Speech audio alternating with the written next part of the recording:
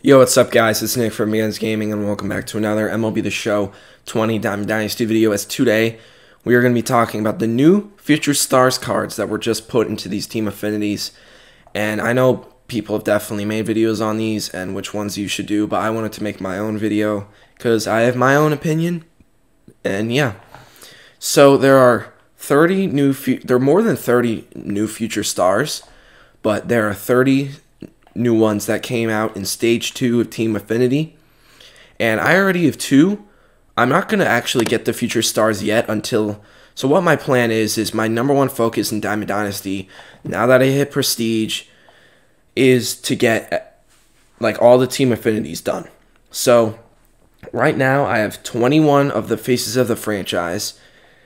I have 8 teams that have stage 1 done, and 2 of those 8, I have their Future Stars card. So, yeah. I just want to grind Team Affinity and get all those done before stage 3, because those cards are really good, and you get a lot of rewards. So, that's going to be my main focus in the DD for the foreseeable future, and you get a lot of XP for doing that, so I'll be able to get to 25 Prestige very quickly. And today, I did get my first Prestige Diamond in Reggie Jackson. I chose Reggie Jackson just so that his fielding would go up to silver. So I'm not going to waste any more time because this is going to be a long video. Alright, the Orioles. The Orioles' Future Star is Ryan Mountcastle. Now, Ryan Mountcastle is pretty one-dimensional. He is mostly a hitter. He does not have great stats defensively, but he's really there for your bat and your bat only. 91, 102 contact, 84, 87 power, 86 vision. It's pretty solid, and you're going to see a common trend. All of these cards are pretty solid. The Red Sox. Now, this is one of the 2 Future Stars cards I've already actually gotten, and this is Bobby Dahlbeck. 64, 68 contact, 109, 96 power, low vision, diamond defense. Really solid third baseman, really powerful third baseman, which is pretty nice. Yankees, this is the second Future Star that I've gotten, and it's Clark Schmidt. He's probably the second best starting pitcher in these. He has 96 stamina, 85, 88 per nines, 83 velocity, 82 control, 95 break. He reminds me a lot of Max Scherzer, just a little lower per nines, and instead of a cutter, a sinker. His sinker primary is great, and he has pretty good stats. So he's pretty good. The Tampa Bay Rays have Vidal Bru Hunt. Now, Vidal Bru Hunt reminds me a lot of this Xavier Edwards that is actually 25 stars. He's very similar, except Bru Hunt has better stats at everything than him, pretty much. He's just a much more juiced up version of that Xavier Edwards. 106, 92 contact, 97 vision, 89 fielding, 95 speed, 97 steal. Really solid card. He's going to be one of those annoying players that you're going to have to face online. For the Blue Jays, we have probably one of the worst ones, and it's still not even a bad card. 88-84 power, or 88-84 versus righties, 63-74 against lefties for Kevin Smith. 68 vision is a little low. 85 speed, 84 stealing, 75 fielding. He's probably one of the worst ones, but he's still not a bad card, so if you're a Blue Jays fan, go right ahead. White Sox, Dayne Dunning. He is my third best. No, he's the 4th. I'd put Nick Liddell ahead of Dayne Dunning. He is literally the same card as I was about to say Mike Schmidt. He's the same card as, oh my god, what is his name? I can't remember his first name. Of Schmidt on the Yankees, except he just has worse stats pretty much. So if you're going to get him, you might want to get, okay, what is it? Clark Schmidt. There we go. Okay. For the Indians, you have one of the better ones. You have Nolan Jones. 96, 106 versus righties. 73, 98 versus lefties. 79 fielding, so he's barely below gold fielding, but he has a great arm. He's a third baseman who can play first, left, and right. This is one of the better ones. Next, we have the Detroit Tigers, and this is going to be one of the worst ones as well, but yet it's still not a bad card. Daz Cameron, 68, 104 contact, 79, 71 power. Good defense, solid speed and stealing, but they're just better options. Royals, you have the Brady Singer. Now, this Brady Singer is good, but there are better options, in my opinion. He just, I don't know. I don't like his pitches. Sinker, slurve, four-seam changeup. I get it. The slurve is kind of a combination of two pitches in a slider and a curveball. That's why it's slurve, because it's a mix of those two words. But, I mean, he just doesn't have high velocity. His per nines are in the mid to low 80s. I don't know. I don't like that card as much as the other ones. The Twins. The Minnesota Twins is Alex Kirilloff. I think I'm saying that right. Not sure, though.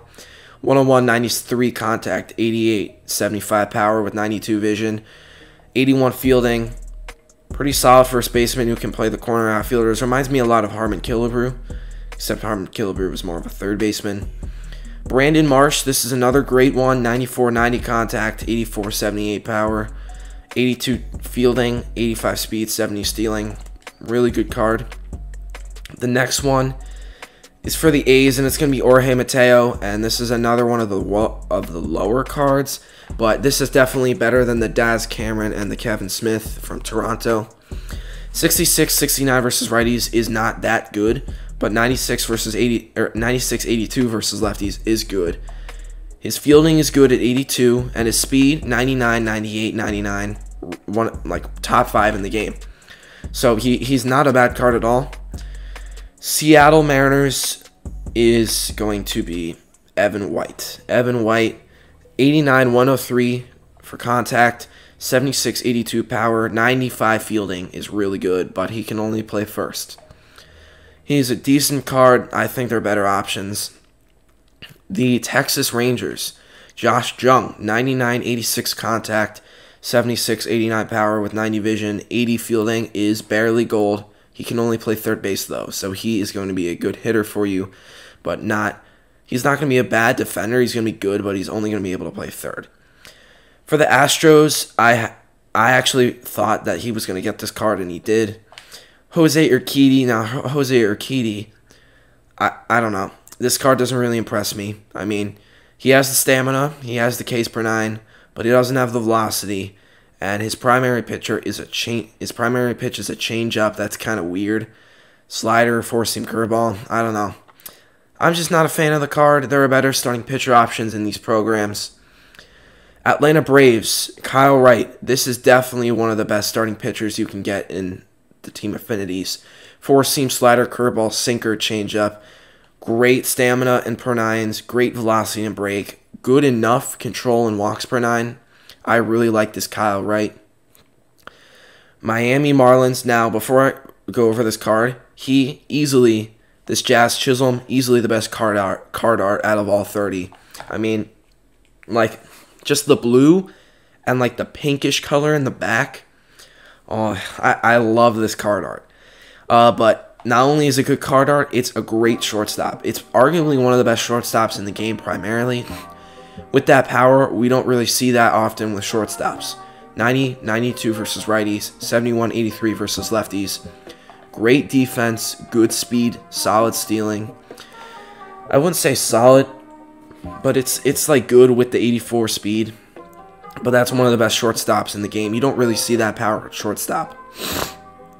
For the Mets, Andrés Giménez. He is pretty much the same as Vidal Bru Hunt. It's just probably a better arm. So, yeah, that's all I have to say. Phillies. For the Philadelphia Phillies, we have Adonus Medina. He's not one of the better starting pitchers. He is good, but sinker, sweeping curve, changeup, four-seam slider is solid. But, I don't know. I just think they're better pitchers. I would much rather take that Kyle Wright. Washington Nationals is not Carter Kieboom, but it is Luis Garcia. 108, 81 contact, 81, 69 power, 80 fielding. He's a good card, yet again, good vision, but there are better options. Chicago Cubs is Nico Hoerner. Now, Nico Hoerner has great contact, low power, great vision, 81 fielding, 84 speed. He's a good card. That's all I gotta say. There are probably better second basemen in the game, though.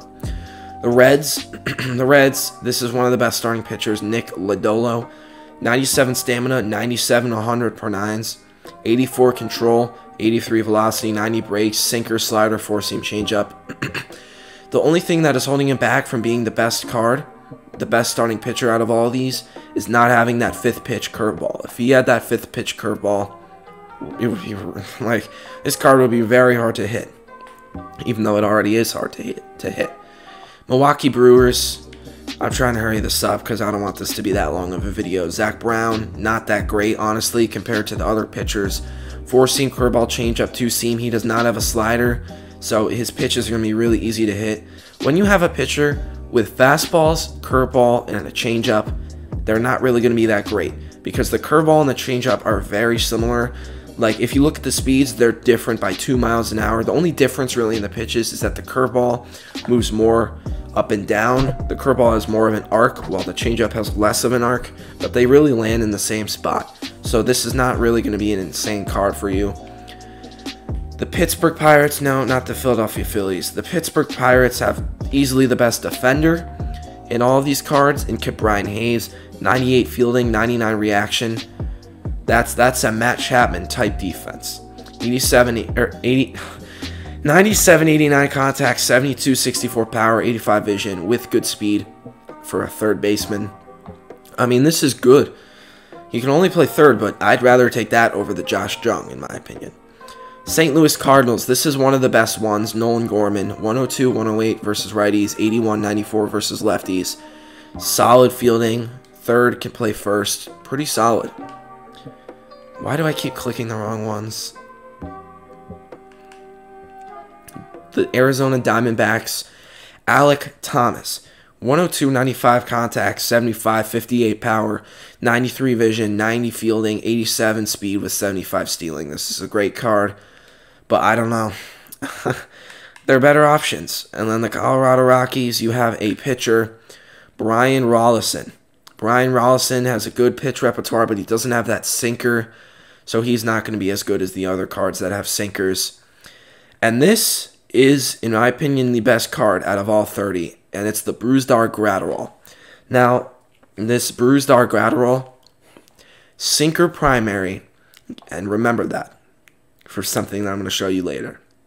Sinker primary, slur 4-seam changeup curveball, so he has a great pitch repertoire, 100, 97 per 9s, 92 break, 79 control is a little low, but 99 velocity and outlier quirk, easily the best one in all 30. I recommend you guys get this card.